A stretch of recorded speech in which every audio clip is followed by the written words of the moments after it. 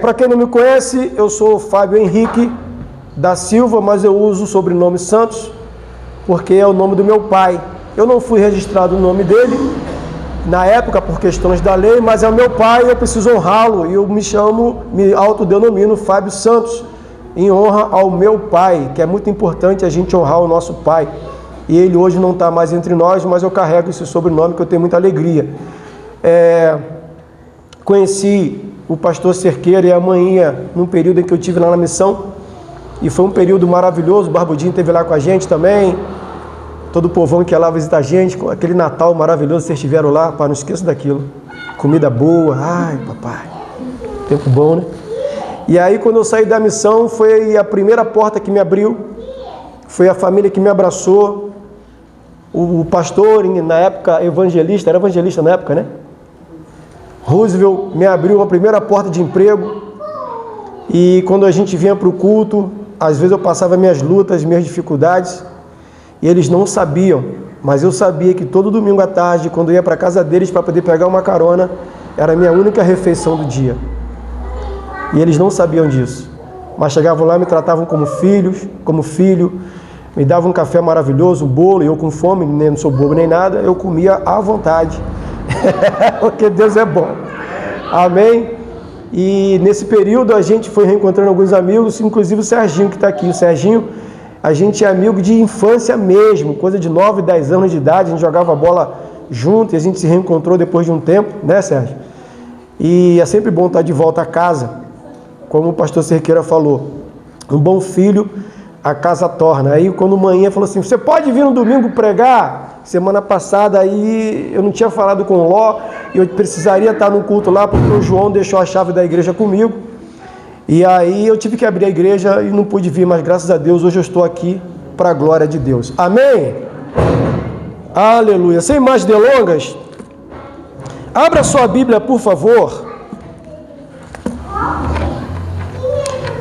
1 Coríntios, capítulo de número 11.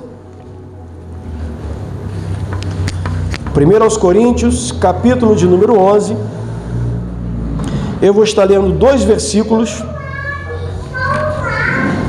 E Deus vai falar com a gente nessa noite, amém? Quero dizer para a irmã missionária que você praticamente pregou 70% da minha mensagem aqui. Então, se caso eu repetir alguma coisa, não se preocupa não, que é Deus testificando, amém? Quem achou, diga amém. Tem no telão, né? Amém. 1 Coríntios, capítulo 11, versículo de número 24, diz assim: E tendo dado graças, partiu e disse, tomai, comei, isto é o meu corpo que é partido por vós. Fazei isto em memória de mim. Versículo 25. Semelhantemente, também depois de cear, tomou o cálice, dizendo, este cálice é o novo testamento no meu sangue. Fazei isto todas as vezes que beberdes em memória de mim. Amém? Tome seu assento, se você quiser dar glória, não é proibido, fique à vontade. Amém, irmãos? Amém.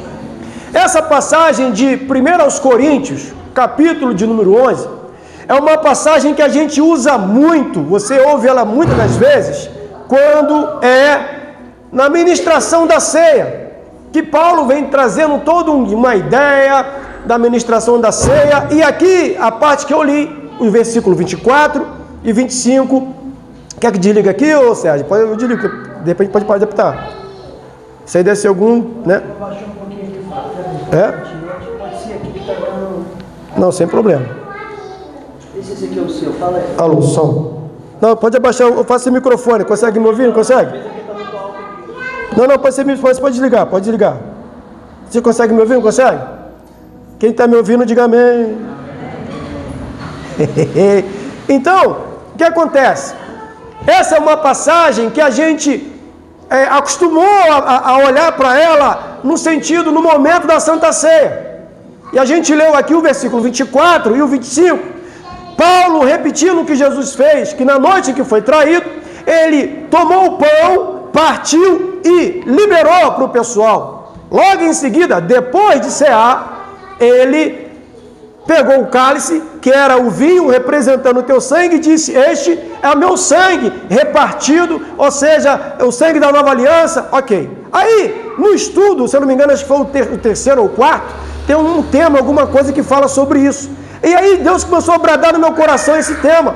E a pergunta foi, eu estava até conversando com a minha filha e falei com algumas pessoas, por que é que nessa ministração da ceia é primeiro servido o pão e depois o sangue? Isso me ativou uma curiosidade, de fato, por que é que fala-se primeiro do pão para depois falar do sangue? Aí Deus me fez mergulhar, irmãos, numa maravilha, uma coisa maravilhosa chamada Bíblia Sagrada. Eu não sei se você tem o hábito ou se você sabe, uma das coisas mais maravilhosas que nós temos na nossa vida é poder estudar a Bíblia. Por quê? Porque quando você mergulha no Espírito, ele te leva a dimensões que você ainda nunca havia experimentado. Como a irmã falou aqui, para experimentar qual seja a boa, a perfeita e agradável vontade de Deus para a nossa vida, é necessário a gente se transformar e não se moldar conforme o mundo é moldado, mas sim ter a forma de Cristo, pensamento de Cristo, falar como Cristo, pensar como Cristo, agir como Cristo, sofrer como Cristo, entender como Cristo, reagir como Cristo, ou seja, nós somos cristãos, ou seja, pequenos cristos. Amém? Até aí? Então, eu comecei a mergulhar numa passagem maravilhosa e interessante, comecei a mergulhar em algumas coisas da Bíblia, aí Deus começou a me dar um entendimento dessa parte.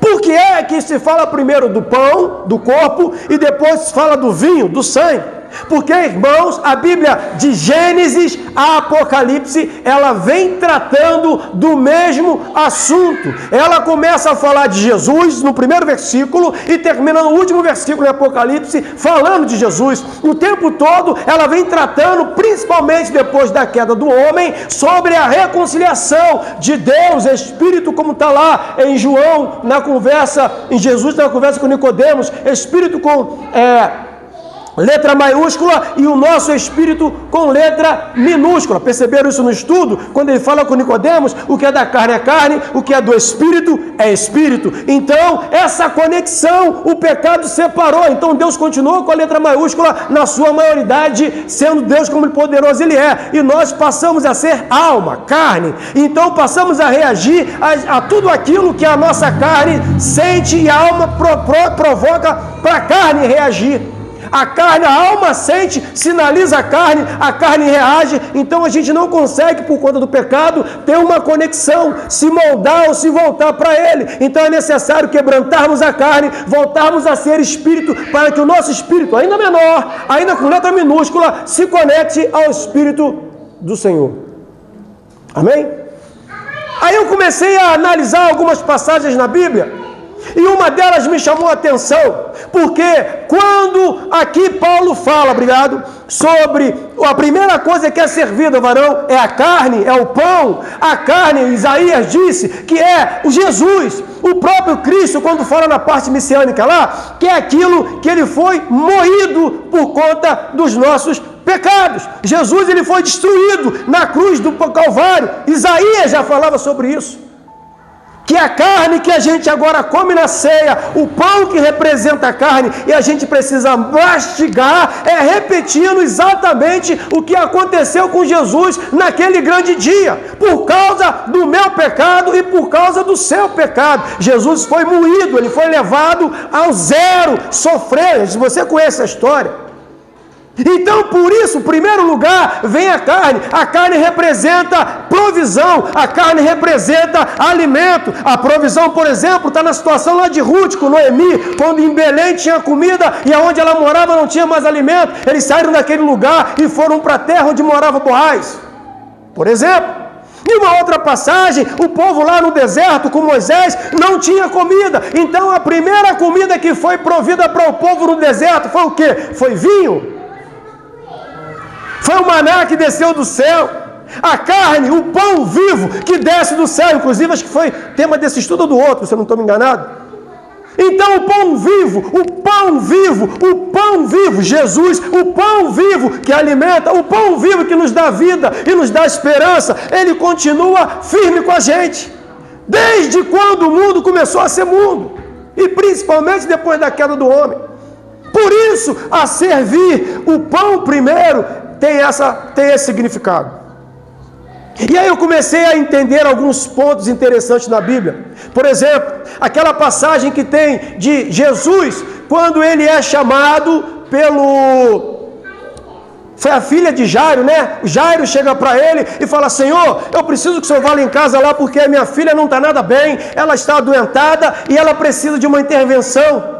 Aí Jesus falou assim: ok, vamos lá. E Jesus sai andando com ele pelo meio da cidade, e aonde ele anda, as pessoas começaram a aglomerar, dificultando a ida dele de um ponto para o ponto de curar a menina lá de uma doença até então. No meio do caminho, o que é que acontece? Uma moça que há 12 anos padecia de uma hemorragia que não tinha fim, havia gastado toda a sua grana, não tinha mais o que gastar. Ela, no meio do caminho ou em casa, antes disso, ela falou assim: eu ouvi falar de um tal de Jesus.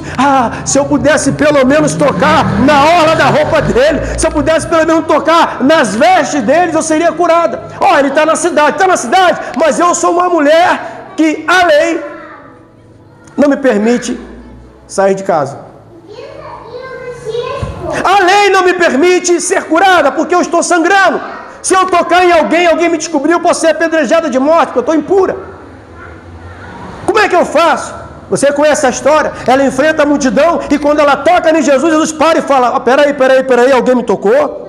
E os discípulos falam: Senhor, a multidão está te oprimindo, como é que você ainda tem coragem de dizer alguém me tocou? Não, porque de mim sai o poder. Ok?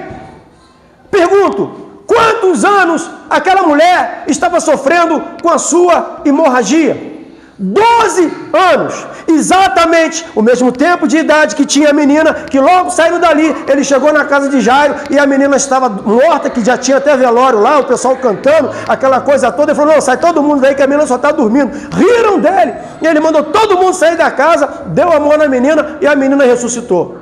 O detalhe que a gente prega muito, que a menina ressuscitou, que a fé de Jairo foi uma fé sobrenatural. A gente prega muito que aquela mulher no fluxo de sangue, meu Deus, enfrentou a multidão, e a gente fala das nossas lutas e a multidão à frente, ok? São pregações lindas, eu já preguei sobre isso, porém é uma pregação que não está dizendo exatamente o que a Bíblia diz nessa passagem, segundo o que Deus me mostrou. Porque essa passagem, observa comigo, se ela de Gênesis e Apocalipse fala de Jesus, essa parte especificamente está dizendo que aquela mulher, por causa da lei, por causa daquilo que o homem produziu, e aquilo que ele produziu, ele tomou decisões, e as suas decisões levaram ele a colher frutos que não foram tão bons. Foi importante que Deus colocasse uma legislação, e o povo passou a sofrer, como na situação, por exemplo, de José, que invejado pelos seus irmãos foi vendido, e aí quando teve fome em tudo quanto é lugar, só no Egito é que tinha comida.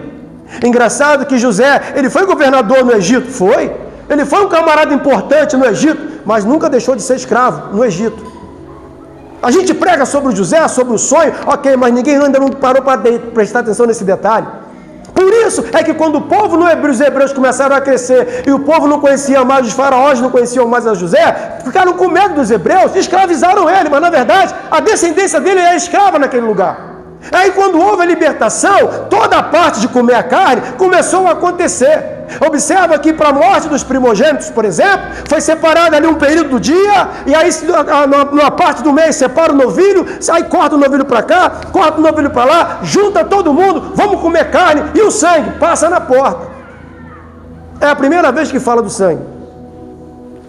Na verdade é a segunda vez. Porque na primeira vez, Deus matou o animal para dar roupa para Adão, mas não falou do sangue, só falou da morte do animal. Mas quando fala do sangue, é nessa parte de passar no umbral da casa para que o espírito da morte não passasse e matasse os primogênitos do povo hebreu. Mas aí, a carne, o povo comeu. A carne do sacrifício, o povo comeu. E aí, quando eles atravessam o mar, Deus chega para Moisés e fala: Moisés, parabéns, meu servo.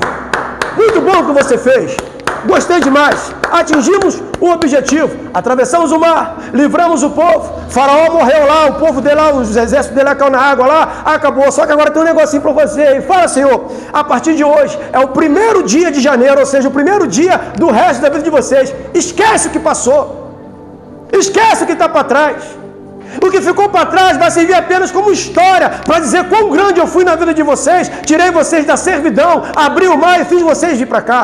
Deus está dizendo para você nessa noite, esquece o que ficou para trás. Por que o que ficou para trás precisa ser vivo na sua vida hoje? Por que é que o passado assombra o teu futuro, comprometendo, melhor, assombra o teu presente, querendo comprometer o teu futuro? Irmãos, se eu fosse olhar para o meu passado, eu não estaria aqui nesse exato momento. Eu sou preto, estou de terno preto, meu passado é preto, irmão. Eu não sei o seu, você de repente pode ser mais moreno, mais louro. Mas se eu for olhar para o meu passado, a carne vai denunciar o meu passado. Porque toda a parte que Jesus está falando de comer o pão que representa a carne, está falando da lei.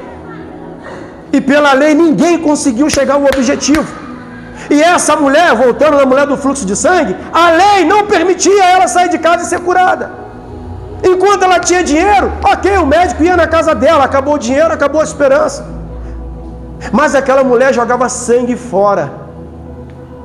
E quando ela fica curada nessa parte, e a filha de Jairo é ressuscitada nessa parte, 12 anos de sofrimento na lei, na carne, com 12 anos de ressuscitar a nova aliança. Entendeu? A mulher representa a lei, a menina representa o Novo Testamento, a esperança.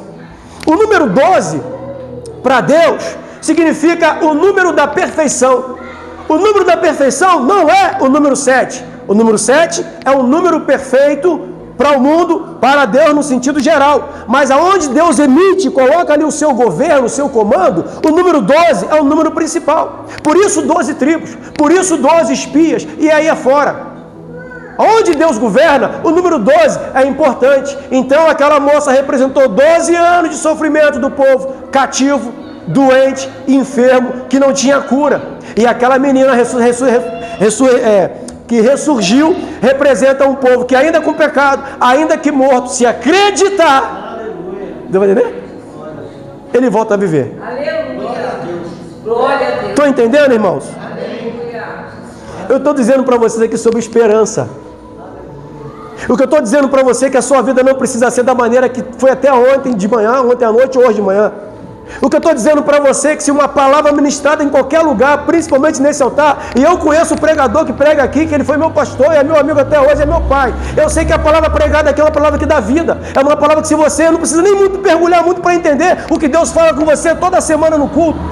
Se isso não te gera esperança, significa dizer que você ainda está só na fase do pão.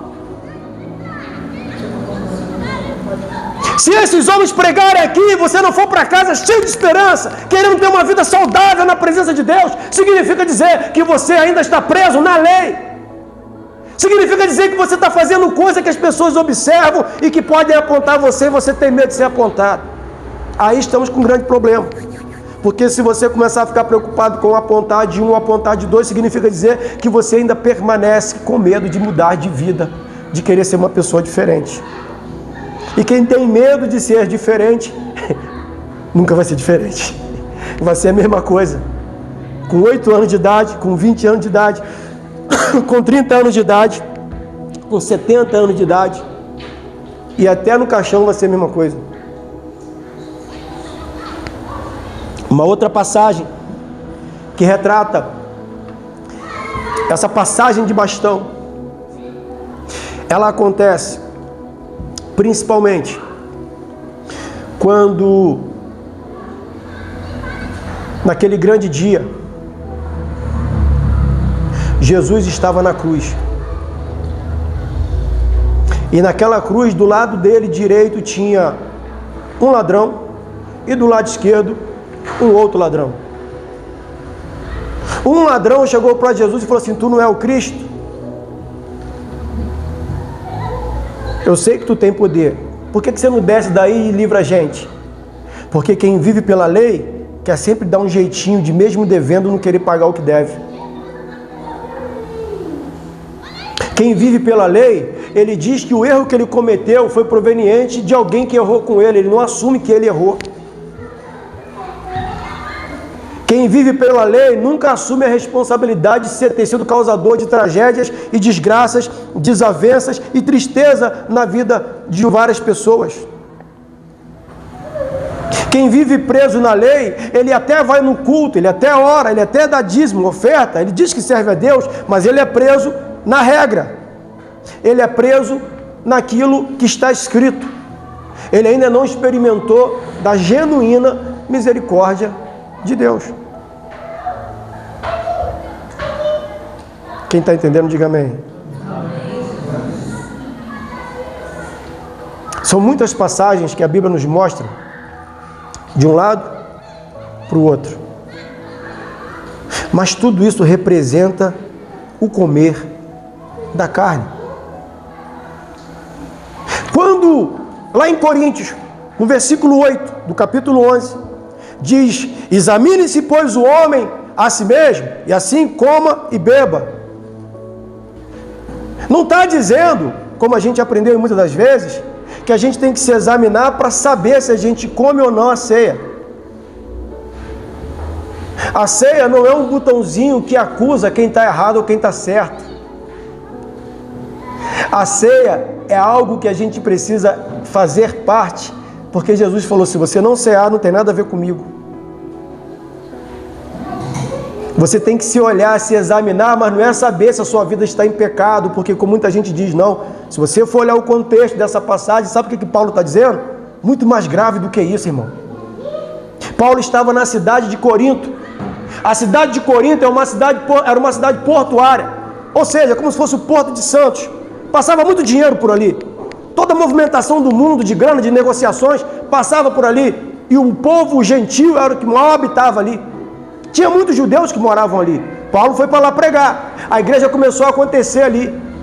Só que alguns judeus, entendendo que Paulo era judeu e que o pessoal começou a se converter, na hora da ceia, que naquela época não era o copinho de suco igual hoje, nem um pãozinho para os vita, era comida de verdade. Paulo até fala: se fosse para você se encher, se fartar de comida e se beber até ficar bêbado, você não teria feito na sua casa? Ele não está falando isso para o povo gentil, ele está falando isso para o povo judeu, que começou a querer se meter na igreja do gentil. Chegaram antes dos pequenininhos comerem e comeram tudo. Quando o povo desprovido chegou, não tinha mais comida e Paulo ficou indignado, porque quem é judeu conhece a lei da ceia. E quando Deus fala para Moisés, depois que atravessou o mar: Moisés, agora vocês vão fazer tudo de novo que fizeram lá no Egito. Vocês vão preparar para mim uma Páscoa. Tivemos aí semana retrasada. Qual é o significado da palavra Páscoa? É uma festa em comemoração à morte dos primogênitos no Egito e a travessia do povo pelo mar. Então vocês vão comemorar uma vez ao ano essa festa. Em Deuteronômio, se não me engano, capítulo 15, alguma coisa ali, falando sobre isso. E essa festa precisa ser comemorada uma vez ao ano, em minha memória, para vocês lembrarem do que eu fiz por vocês. Ok, Senhor, eu entendi. Então o que eu faço? Você vai fazer a mesma coisa que vocês fizeram no Egito. Ao 14º dia, separa o animal. Problema nenhum, separa o animal. No 15º dia, por volta de tal horário da tarde, você exemula o animal. Separa a carne, separa a gordura. A gordura você chama Arão com a família, que é o nosso sacerdote. Ele vai tacar fogo na gordura, que vai subir como fumaça e incenso agradável às minhas narinas. E o sangue? A gente passou na porta. O que a gente faz? Entrega para Arão.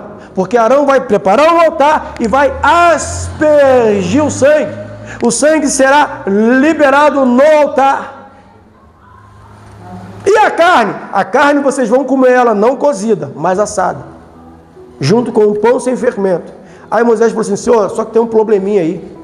Qual o problema, Moisés? É que teve um povo que atravessou com a gente que era estrangeiro. Tinha um povo lá que não era crente não, frequentava o culto, morava até perto da gente aqui, mas veio junto. O que eu faço? Aí Deus falou assim: não tem problema nenhum, permita que ele coma com vocês, mas só peçam para que eles obedeçam o jejum do pão sem fermento por 7 dias. No mais, libera comida para todo mundo. Então reúne quem tem muito, chama quem tem pouco e façam festa. É Reúna você que tem muito com quem tem pouco e faça festa. Não sei, não entenderam. Eu não sei como é que está a sua vida. O que é que você tem muito? Reúna quem tem pouco e faça festa. O que é que você tem muito? Alegria. Pega quem tem pouco e faz festa. Eu não estou falando de dinheiro. Eu não estou falando de bens. O que é que você tem muito? Pega quem tem pouco e faz festa. Aleluia. O que é que você tem demais, assim que está sobejando? Pega quem tem pouco, reúne, faz festa. O nome disso é adoração, irmão. No estudo passado foi falado sobre adoração, a gente está falando sobre João 4, não é isso? E aí, da conversa daquela moça, né, com Jesus, e eu fiz uma pergunta para o pessoal lá da igreja lá que eu dou aula para eles lá, às terças. Eu falei assim, qual a diferença da palavra adoração e da palavra louvor? Ah, não, adoração é aquilo que vem de dentro para fora. Não, louvor, uma irmã falou, o louvor é quando você vai cantar uma música, não é cantar, cantor, é você louvar para Deus e tal. Aí cada um foi falando lá o que aprendeu, o que já ouviu. E eu estou quieto na minha, não é nada disso, mas eu, como professor, eu posso corrigir. Deu para entender? Fiquei ouvindo. E eu acho que eu fazia uma cara que eles percebiam que não era aquilo, né? Aí vai ficando murcho, né?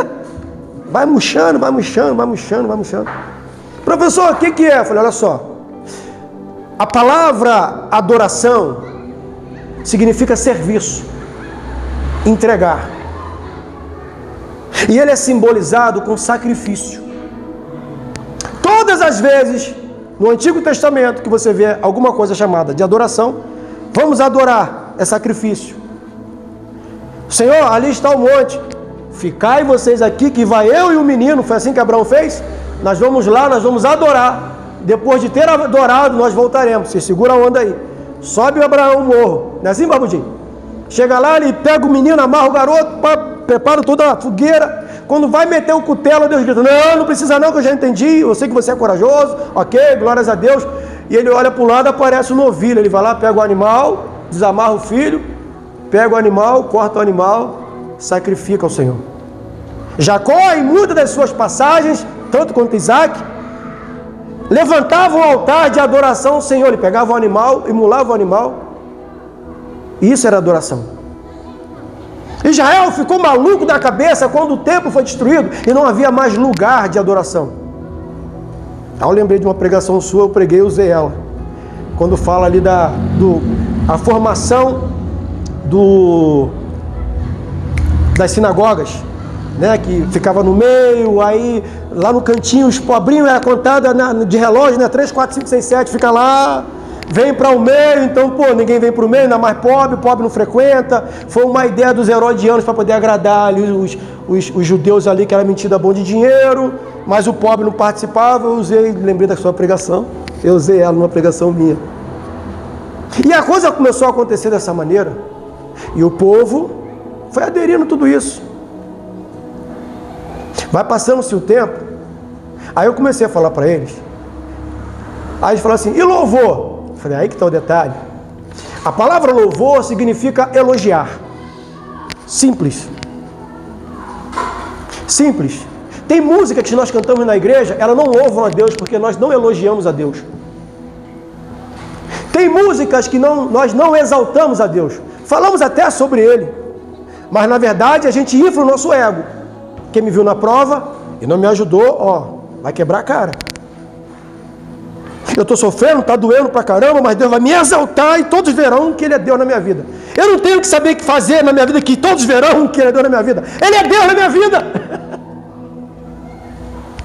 Eu não tenho que fazer força, nem gastar meu joelho na madrugada para provar que Ele é Deus. Ele é Deus. E Ele sempre faz na minha vida. Ele sempre fez. A prova é que eu estou aqui. A prova é que você está aí. E aí eu comecei a ensinar isso para eles. Adoração é sacrifício. E no Novo Testamento diz que a gente precisa adorar ao Senhor com o nosso culto racional e servir a Ele com o nosso corpo, que é o sacrifício vivo. Qual o sacrifício vivo? Em vida, de maneira natural, que a gente oferece ao Senhor. Adoração não é levantar a mão em música. Música, quem inventou essa moda aí foi Davi. Então a música é uma expressão, uma forma de expressar o que eu adoro ao Senhor. A dança, que hoje virou ministério na igreja, não está nem na Bíblia, mas virou uma expressão de adoração. Isso não quer dizer que eles são adoradores. A pergunta é o que eles sacrificam para estarem ali. Isso é adoração. O tempo de ensaio, de ficar assistindo um vídeo com coreografia, de comer mais tarde porque está ouvindo uma música. Isso é sacrifício. Do músico ficar ali preparando, da galera do som vir para cá, limpar tudo e tal, e deixar tudo arrumadinho, os obreiros chegarem cedo, arrumar as cadeiras. Isso é sacrifício. Você abrir mão de estar vendo um filme, de ficar mais tempo com alguém da família, para estar na casa do Senhor preparando melhor. Agora, a gente ainda está falando da carne, de mastigar a carne, que representa o Antigo Testamento, o Primeiro Testamento. Aí Jesus fala, e Paulo diz aqui, olha, vocês vão comer dessa carne aí, que é o meu corpo, que é dado por vós. Fazer isso todas as vezes para lembrar de mim. Faça isso. Quando você come o pãozinho da ceia, de quem é que você lembra? Ou do que é que você lembra? Você lembra do pecado que você cometeu o mês inteiro e agora eu estou começando a me liberar do meu pecado?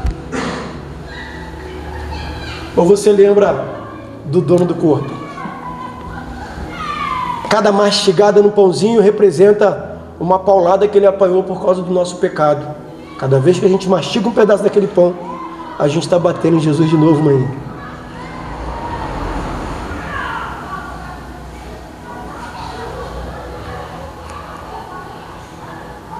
O que é que você faz? O que é que passa na sua cabeça quando você come o pãozinho da ceia? Já parou para pensar que aquele pão que foi repartido a nosso favor é uma chave? Porque eu estou ferindo alguém, varou, que não fez nada, e por conta dele não ter feito nada, quem fez foi eu, e ele está sofrendo, e eu estou ferindo ele de novo. Aí ele deixou para nós um dos maiores ensinamentos, manhã: perdão. O que tem de crente na igreja é infeliz porque não perdoa, Sérgio. O que tem de gente na igreja passando luta, dificuldade, porque não aprendeu a perdoar. Perdoar. Ah, pastor, mas peraí, perdoar é complicado, perdoar é difícil, lógico. Na Bíblia não tem nada fácil. A única coisa que a Bíblia garante com o perdão é que você se liberta. Porque enquanto Jesus era moído, ele sentiu que Deus não estava gostando da conversa, ele interfere: Senhor, Pai, perdoa, porque eles não têm ideia do que eles estão fazendo.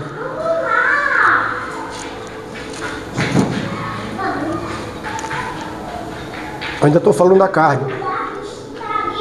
Mas aí, falta 5 minutos para eu terminar a pregação, e eu não falei ainda do sangue. Por quê? Porque o sangue é redenção. A gente até entender a redenção do sangue, a gente passa a vida inteira na lei. A gente passa a vida inteira sofrendo, até entender a redenção do sangue. Porque depois de ter ceado, Rodrigo, depois de ter comido carne, churrasco, comida, encheu o bucho, eles beberam. Primeiro eles comeram, foi muito mais tempo comendo carne. Foi muito mais tempo o povo sofrendo na lei. Foi muito mais tempo eu e você, na nossa vida de outrora, na escravidão do mundo. largar isso? Com arrependimento. Pelo amor de Deus. Se arrependa do teu pecado. Vai por mim. O seu pecado está cheirando mal. Deus falou comigo quando Ele me deu essa palavra nessa madrugada, de sexta para sábado principalmente. Eu quase não dormi. Ele falou assim: filho, o seu pecado está cheirando mal. Eu falei: meu Deus. Eu achava que eu não tinha pecado. As de peca, mas tem pecadinho de pastor, né? Sabe como é que é? Pecadinho de pastor? Ah! Sabe como é que é? Pecadinho de pastor? Ah! Ah! Ah, não. Pecado é pecado, fede igual.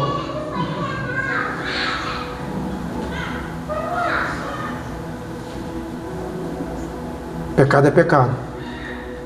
Desagrada a Deus da mesma maneira.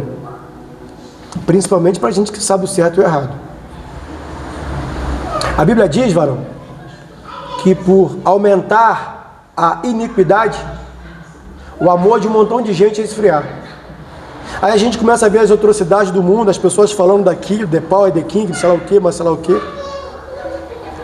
O João começou a mandar esses vídeos. Eu falei: João, pode me mandar isso, eu estou ficando triste. É toda hora alguém falando mal do crente, eu não aguento mais isso. Mano. Os canais do YouTube, do TikTok, que mais da gente assistindo é fofoca de crente, rapaz. Não tem fofoca de macumbeiro, não? Tem fofoca de testemunho de Jeová? Tem fofoca de kardecista? Não, só de crente, pelo amor de Deus, rapaz. Sabe?